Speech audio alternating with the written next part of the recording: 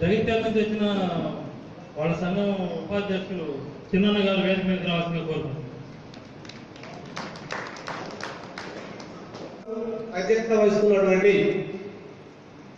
అంకారావు గారికి, ముఖ్య అతిథులు వచ్చినటువంటి ఐలయ్య గారికి, మరియు రాష్ట్రం నుంచి వచ్చినటువంటి నా తోటి రాష్ట్ర నాయకులకు, జిల్లా నాయకులకు పేర్లు తెలియదు కాబట్టి మన్నించవలసిందిగా విజ్ఞప్తి చేస్తూ, ఆయా గ్రామాల నుంచి వచ్చినటువంటి కార్మికులందరికీ పేరు పేరున సామాజిక ఉద్యమ నమస్కారం.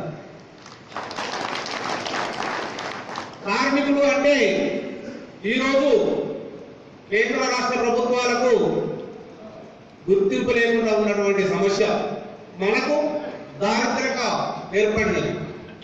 ఎందుకనంటే ఇండియా లోపల ఉన్నటువంటి, ప్రపంచం లోపల ఉన్నటువంటి వారు అందరూ కలిసి 3 మతాలను ఆచరిస్తాం. హిందువులు ఆచరిస్తాం.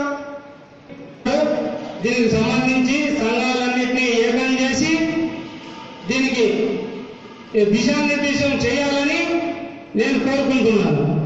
కొన్ని ఉన్నా అవి మనం తెచ్చుకోలేక, మనకు ఐక్యత లేక, మన విధి విధానం సక్రమంగా వినియోగించలేక మనం కోల్పోతున్నాం. అయితే దానికి ఆయన గౌరవ అధ్యక్షులుగా ఉన్నారు, రాష్ట్ర అధ్యక్షులుగా ఉన్నారు కాబట్టి అందరికీ దిశానిర్దేశం చేస్తూ ప్రతి ఒక్కరిని మేలుకొల్పి ప్రతి ఒక్కరిలో ధైర్యాన్ని నింపి ముందుకు సాగేటట్టు చేయాలని, ఆయన వెనుక మనం ఉండాలని నేను ఆశిస్తూ, ఆ వచ్చినటువంటి చట్టాన్ని మనం సద్వినియోగం చేసుకునే కాడ మనం అందరం కలిసి ఉద్యమాలు చేయడానికి మీరందరూ కూడా సహకరిస్తారని ఈ సందర్భంగా గుర్తు చేస్తా ఉన్నాను.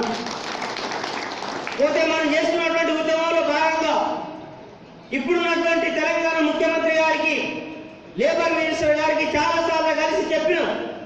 ఇవాళ అనేకమైనటువంటి కుల వృత్తులకు సంబంధించినటువంటి సంక్షేమ పథకాలు పెడుతున్నారు సార్. మరి మాకు కూడా అన్ని కుల వృత్తులను కూడిపెట్టలేని పరిస్థితుల్లో ఈ రంగంలోకి వచ్చినటువంటి వాళ్ళం ఉన్నాం.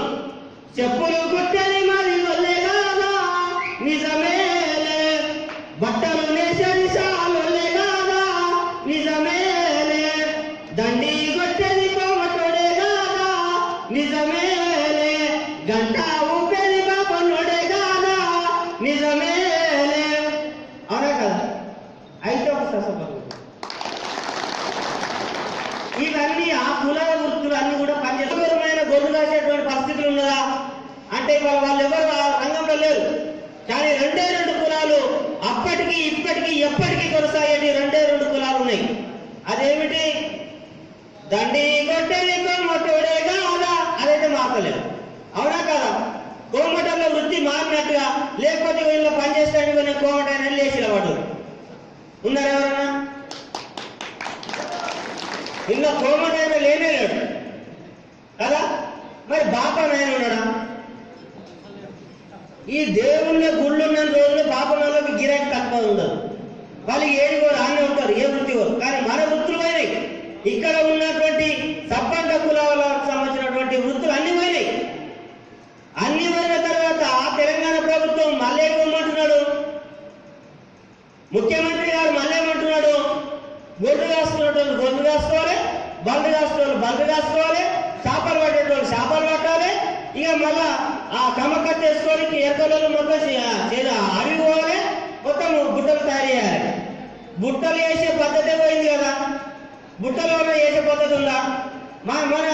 మన చేతి కింద గంపలు ఏమున్నాయి? నిన్నమన్న ఇంప గంపలు ఉండే, ఇప్పుడు ఏమున్నాయి? ప్లాస్టిక్ గంపలు వచ్చేసినాయి. బిందెలు ఉన్నాయా? ఇప్పుడు బిందెలు గుమ్మలైన కుండ చేసే కుండలు వచ్చేసాయి. కానీ మన ముఖ్యమంత్రి గారు కల్వకుంట్ల చంద్రశేఖరరావు చేసినటువంటి కొత్త స్కీమ్లు ఏంటంటే, గొల్ల కుటుంబాలు చదువుకొని ఇట్లా లొల్లి పెడతారా? మీరు ఉద్యమాలు చేసినప్పుడు తెలంగాణ కోసం మా కోసం పనిచేసారు. కానీ పనిచేసిన తర్వాత మాకు రాజ్యం వచ్చింది, మా కుటుంబం పాలన ఉన్నది. మళ్ళీ మీరు కలిసి ఒకసారి ఉద్యమాలు అంటారా? సపరేట్గా మీరు గొల్లిస్తాం, అడిగి పోయి అడవిలో ఉండరు అని చెప్పేసి కల్వకుంట్ల చంద్రశేఖరరావు చెప్తున్నారు. అవునా కదా? ఇప్పుడు ఇప్పుడు గొర్రెలు ఇస్తాడంట గొల్ల కుర్మలకు. ఆయన ఇచ్చేటువంటి పద్ధతి కూడా ఎట్లా ఉన్నదన్నా, ఒక గ్రామంలో గొల్ల కుర్మలను కూర్చుండబెట్టి 100 మంది ఉంటే 100 మంది పేర్లు ఒక బిందెలో రాసేసి, ఆ రాసిన సగం ఒక 50 స్కీమ్లో తీసిన వాళ్ళ పేర్లు చదివితే వాళ్ళకి ఫస్ట్ గొర్రె లోన్ ఇస్తారట. ఆ లోన్ ఇచ్చే వాళ్ళకి ఎవరికి లేచినాయి మరి ఫస్ట్ దఫాలో ఫస్ట్ స్కీమ్లో లేచినాయి లారీలు ఉన్నోళ్ళకు. ఇగో ఇటువంటి పెద్ద పెద్ద ఇవేముంటుంది ఫంక్షన్ హాల్ ఉన్నోళ్ళకు, అవునా కదా, 10-20 ఎకరాల జాబ్ ఉన్నోళ్ళకు, మనలాంటి భవన కార్మికులు పనిచేసుకునేటోళ్లకు, మెకానిక్లకు, సిటీలలో ఇంకేనో చదువుకునేటోళ్లకు, ఇగో ఇట్లాంటి వాళ్ళకి ఆ స్కీమ్ వేసింది. వాళ్ళు ఇప్పుడు ఏం చేయాలి? అట్లనే దుర్గేశన అట్లనే మా ఊళ్ళో కూడా ఒక కులాన్ని అందరినీ కులాన్ని కూర్చోబెట్టి ఆ పేరు వేస్తే నాకు కూడా ఒకటి లేచింది. లాగలేసింది. నాకు ఇప్పుడు 21 గొర్రె ఇస్తాడు, 20 గొర్రెలు ఒక పోలేవు. అవి నేను తెచ్చుకోవాలి. అవి తెచ్చుకొని ఇప్పుడు ఆ మందకాడికి కావాలన్నా ఈ మందికాడికి కావాలి. నేను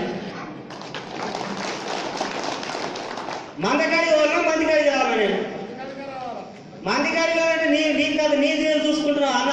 నాకు 75% సబ్సిడీ, 93,700 రూపాయలు సబ్సిడీ వస్తున్నది నాకు. మరి గంట నేను ఓడగొట్టుకుంటాను. ఇప్పుడు ఎంత ఇస్తాను? రత్నం అంతే ఎంత ఇస్తాడు? ఇప్పుడు 10,000 5,000 ఇస్తాడు. ఇది పోతే అంతే ఇంకిలు ఇచ్చాడు ఇక. కానీ మరి 93,000 రూపాయలు సబ్సిడీ వస్తున్నది. ఈ దండం చేస్తే నేను అవైతే తెచ్చుకోనా అవుతా?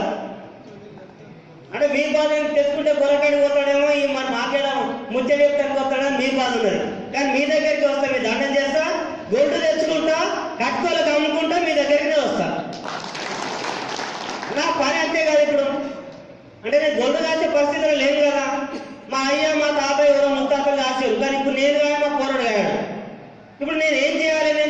నాకు ఒక 20 సంవత్సరాలు 20-30 సంవత్సరాలు దీంట్లో అనుభవం ఉన్నది. సెంట్రింగ్ విధానం నాకు తెలుసు, ఉప్పర్ పని విధానం తెలుసు, బిల్డింగ్ నిర్మాణం ఎట్లా చేయాలో తెలుసు. దాంట్లో నైపుణ్యత కలిగినటువంటి వ్యక్తిగా నేను పనిచేసుకోవడానికి అవకాశం ఉంటుంది. ఒకవేళ అటు సంఘాలు చూసుకుంటా ఇటువైపు 6 లేబర్ పెట్టుకొని పని చేయించుకోవడానికి నాకు అవకాశం ఉండదా? మరి నాకు గిదాని మీద లోన్ ఇచ్చి సెంట్రింగ్ ఒక 20 లక్షల రూపాయలు సబ్సిడీ ఎంత ఇచ్చినా సార్ దొర, మరి నాకు 20 లక్షల రూపాయలతో సెంట్రింగ్ లోన్ ఇవ్వాలని డిమాండ్ చేస్తా ఉన్నా. ఇప్పుడు నాకే కాదు, మీకు కూడా కాదు కదా. అది ఇల్లు కూడా గొల్ల కుటుంబాలు ఉంటుంటారు. ఆ వృత్తిలో ఉన్నాడు, ఆ వృత్తికి సంబంధించినటువంటి స్కీములు ఇచ్చినటువంటి ఆర్థికంగా డెవలప్ అవుతాడు. కానీ వాళ్ళు ఏమి ఇస్తున్నారు? స్కీమ్ ఒకదాని ఉంటే ఇంకొక దాన వాళ్ళు ఇస్తున్నటువంటి తీరు ఉన్నది. మత్స్య కార్మికులకు ఇవాళ వాళ్ళకు కూడా గొల్ల కుటుంబాలకు ఒకటే కాదు, మత్స్య కార్మికులకు ఇవాళ చెర్లనేమో వానవరంగానే చెర్ల తీసుకుపోయి చెర్ల చేపలు పోసేవాడు. చెర్ల చేపలు పోసినంత రెండు కులాల పంచాయతీ మళ్ళా. ఎందుకంటే సొసైటీ ఏమో మత్స్యకారుల మీద ఉన్నది, మా తెలుగు వాళ్ళేమో ఇది ఊరు మాది ఉందని చెప్పేసి వాళ్ళు అడుగుతారు. వాళ్ళిద్దరు పంచాయతీ ఉంటుందా లేదా? ఆ ఇద్దరు పంచాయతీల చెరువు చేపలు మళ్ళీ పట్టుకుంటానికి వస్తాయి. వాళ్ళు ఇక పంచాయతీ మీదే ఉంటారు. ఇక నీయా నాయానే కాడ చెరువు చేపలు పట్టుకునే టైంలో వీళ్ళు పంచాయతీ మీద ఉంటే ఊరోళ్ళు వచ్చి చేపలు పట్టుకోబోతున్నారు. అవునా కాదా? ఇక గట్లాంటి స్కీములు వేస్తే ఇవాళ ఎవరికి బాగుపడుతుంది? అందుకే మనం ఏమంటున్నాం,